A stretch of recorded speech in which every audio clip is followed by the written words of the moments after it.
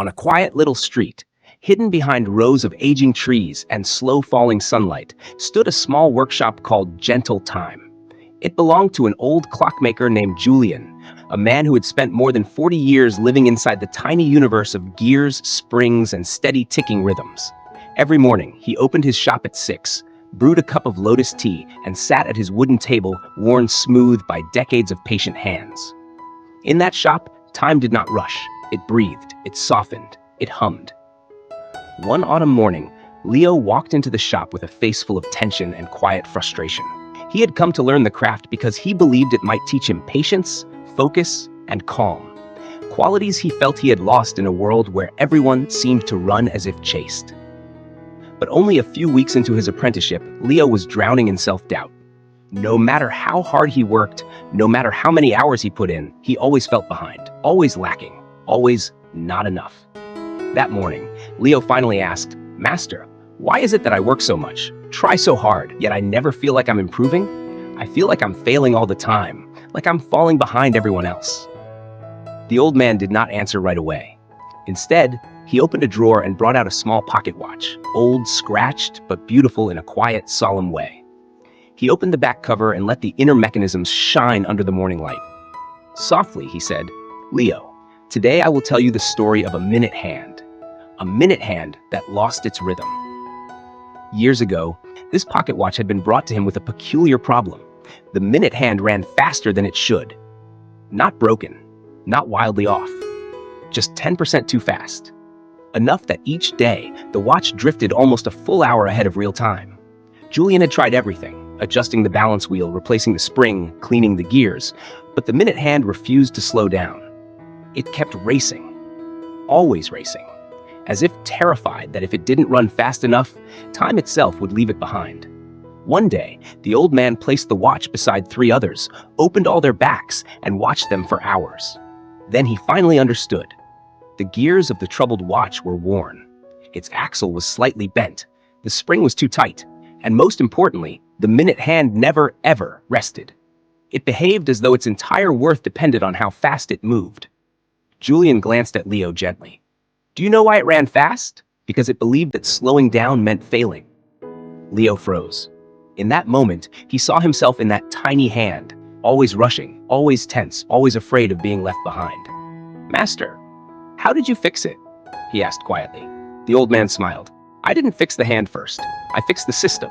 I replaced the worn gears, realigned the axle, loosened the spring, and when the whole system was balanced, the minute hand corrected itself." He tapped the metal softly. Productivity is like this, Leo. It is not about speed. It is about structure. If your inner system is misaligned, your habits, your focus, your energy, no amount of trying harder will save you.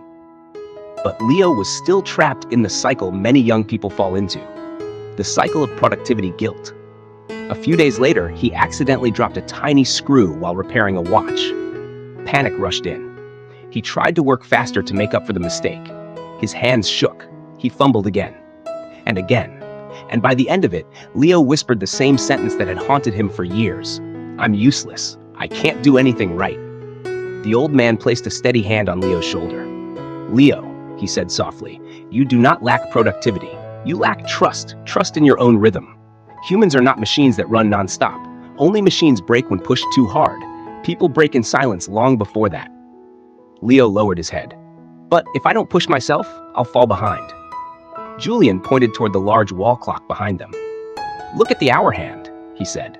"It moves so slowly you can't even see it move. But tell me, do you ever see it worried?" Leo let out a small laugh. The master continued, "The minute hand moves all the time. The hour hand moves only a little.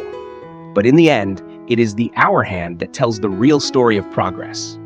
He leaned back and said quietly, "You don't need to move faster. You just need to move right."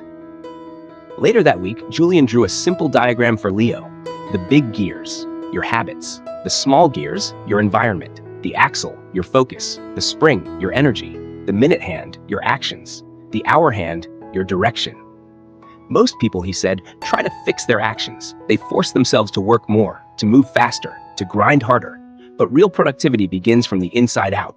Fix the system, and everything else follows. Something shifted in Leo that day. He stopped trying to do 10 things at once. He reserved his mornings for deep work. He stopped feeling guilty for resting. He stopped comparing himself to people with different rhythms and different lives. And slowly, almost invisibly, Leo began to hear his own rhythm. It was calmer, steadier, more humane, more true. One late evening, as they repaired an old mantel clock together, Julian said, "Most people who think they're unproductive actually aren't. They simply don't know how to honor their natural pace. The world tells them to run, but the soul tells them to breathe." Leo asked, "How do I know what my natural pace is?" The old man smiled. "When you do something," he said, "and your mind becomes both calm and focused, when time no longer chases you, that is your true pace." Months passed. Spring arrived. One morning, Leo picked up the same pocket watch, the one whose minute hand once ran too fast. Now it ticked steadily, quietly, perfectly. He held it in his palm and whispered, "Master, it wasn't the hand that changed, it was the system." Julian placed a warm hand on his shoulder. "And so it is with you." Leo was no longer the anxious, rushing minute hand he once was. He had become the hour hand, slow, steady, deliberate, unshakable. And in that quiet, patient rhythm, Leo discovered the thing he had been missing for years. Not speed, not intensity, not endless effort, but clarity, calm, and true productivity that grows from the inside out.